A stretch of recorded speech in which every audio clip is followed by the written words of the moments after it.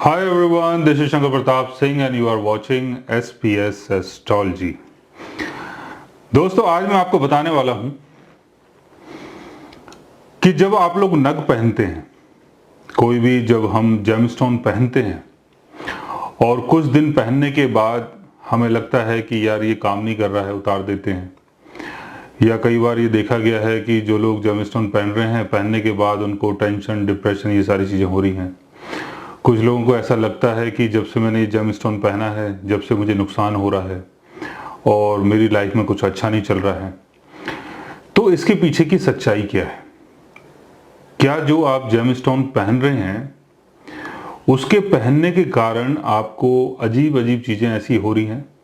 और कुछ लोगों के लिए बहुत अच्छा हो रहा है कि अगर आप जेमस्टोन पहन रहे हैं आपको फ़ायदा हो रहा है और आप उसको आगे तक कंटिन्यू कर रहे हैं।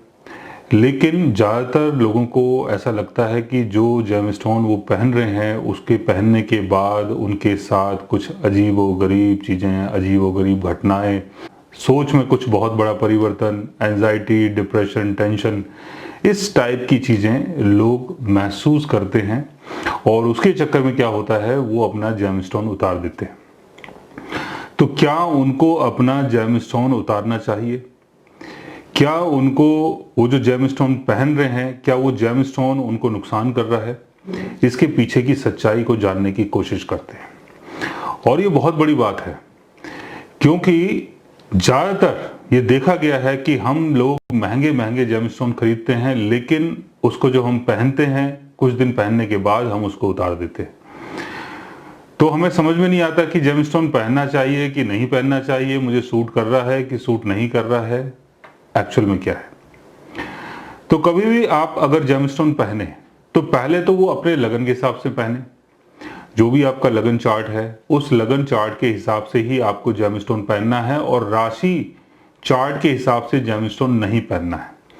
यानी जो भी आपकी राशि है, राशि के हिसाब से आपको जेमस्टोन नहीं पहनना है। लेकिन जो भी आपका लगन बनता है और अगर आपकी राशि भी वही है तब आप उसका जेमस्टोन पहन सकते हैं।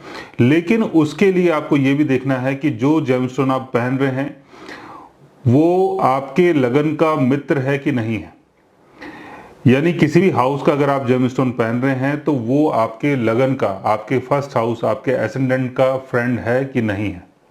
अगर वो उसका फ्रेंड है, बेनेफिक हाउस में बैठा हुआ है, केंद्र भाव में बैठा हुआ है, लाभ भाव में बैठा हुआ है, त्रिकोण भाव में बैठा हुआ है, second house, third house, ninth house में बैठा हुआ है, तभी आप उसका जेमस्टोन पहन सकते हैं, अदरवाइज आप नहीं पहन सकते। लेकिन आप ये देख रहे हैं कि आपके लगन के हिसाब से आपका जो जेमस्टोन बनता है और उसकी प्लेसमेंट बहुत अच्छी है, वो गेन एंगल में बैठा हुआ है, केंद्र भाव में बैठा हुआ है, उससे बेनिफिट आपको होना चाहिए। लेकिन उसको पहनने के बाद भी आप बहुत ज़्यादा परेशानी महसूस कर रहे हैं और बाद में आप उस जेमस्टोन को उतार देते हैं। तो आपको उतारना चाहिए कि नहीं उतारना चाहिए? और उतारते हैं तो क्यों उतारते हैं? आपको पहनने में उसको परेशानी हो रही है तो क्यों हो रही है?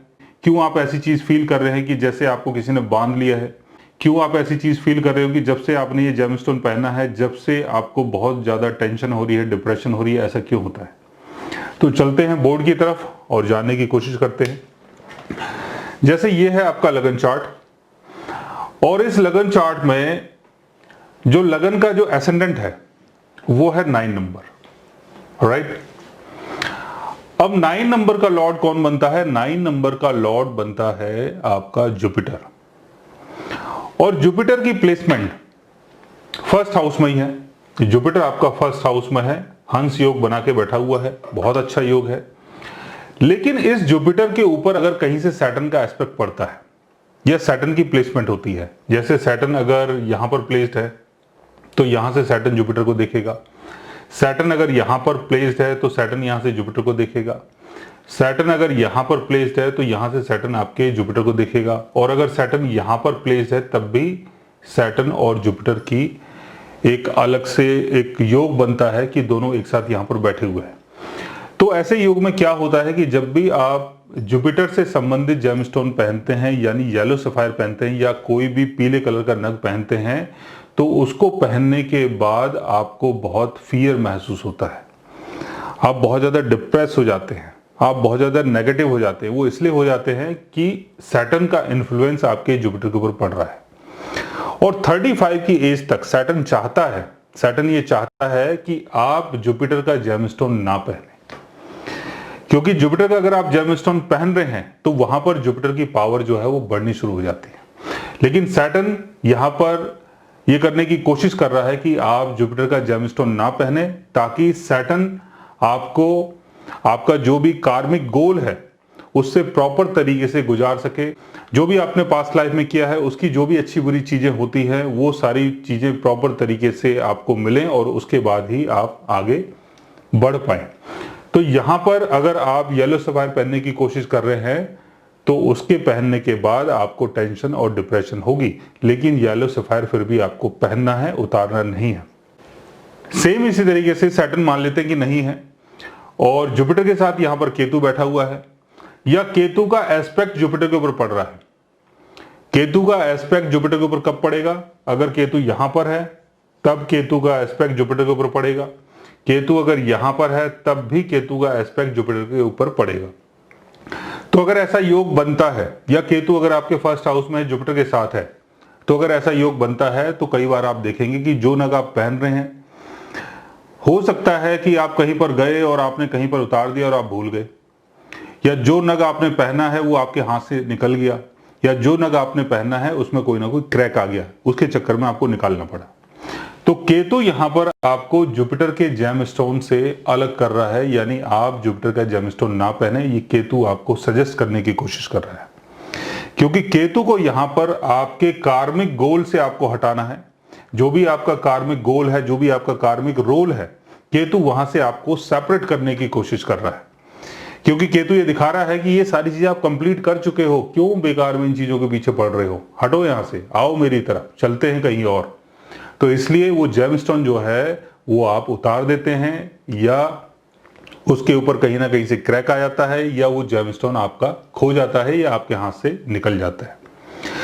और सेम इसी तरीके से अगर राहु की प्लेसमेंट होती है, राहु अगर जुपिटर के साथ यहां पर प्लेस्ड है, राहु अगर यहां पर प्लेस्ड है, राहु अगर यहां पर प्लेस्ड है, और राहु का एस्पेक्ट जुपिटर के ऊपर पड़ रहा है, तो इसमें क्या होता है? इसमें यह होता है कि राहु जो है आपका, वो आपकी डिजायर है, राहु आपकी इच्छा है।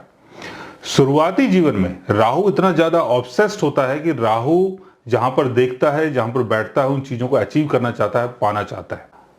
तो 42 की एज से पहले अगर आप जुपिटर का जेमस्टोन पहन रहे हैं तो राहु की जो इच्छाएं हैं वो बहुत ज्यादा जुड़ जाती हैं कि मैं ये जेमस्टोन पहन रहा हूं, इसके पहनने के बाद मुझे नौकरी मिल जाएगी, इसको पहनने के बाद मेरा नाम हो जाएगा, इसको पहनने के बाद मुझे फेम मिल जाएगा।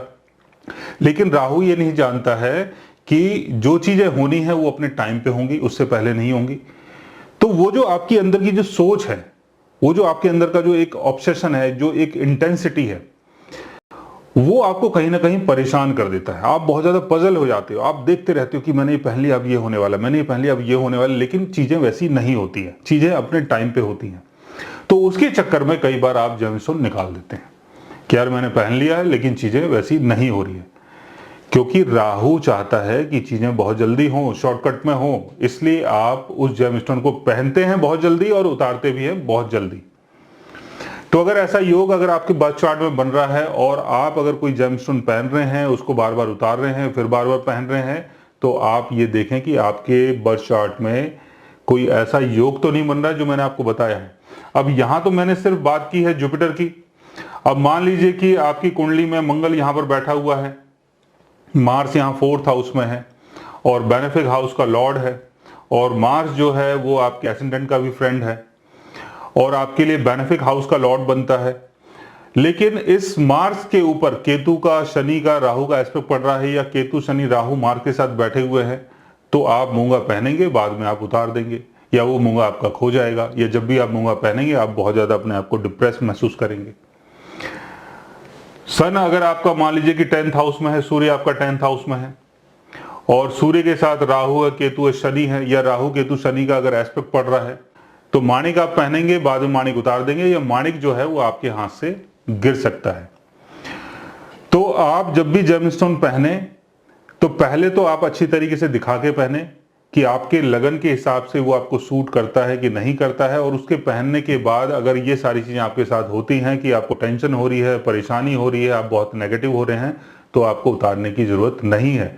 आपको क्या करना है, राहु केतु और शनि की रेमेडी करनी है।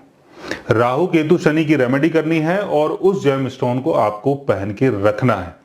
लेकिन जो भी जेमस्टोन पहने, एक तो वो ओरिजिनल होना चाहिए, दूसरा आपके लगन के हिसाब से होना चाहिए, और वो जो प्लेनेट है जिसका आप जेमस्टोन पहन रहे हैं उसकी प्लेसमेंट केंद्र भाव में, त्रिकोण भाव में, सेकंड हाउस में, थर्ड हाउस में और 11th हाउस में होनी चाहिए। अगर वो 6th हाउस, 8th हाउस या 12th हाउस में है तब आप उसका जेमस्टोन नहीं पहन सकते।